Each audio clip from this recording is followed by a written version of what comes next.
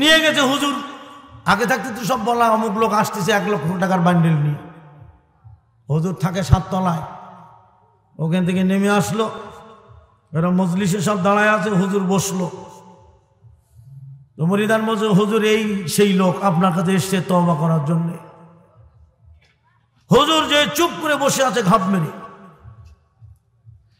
তা আমার এই মুসল্লি ওই মুরিদানকে বলছে, হুজুর কথা কয় না কে? হুজুর কথা কইব না, হুজুর এখন 4র্থ আসমানে।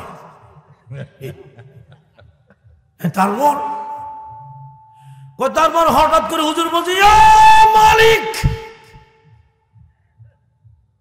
হুজুর বলল, যা তোরে দিছি।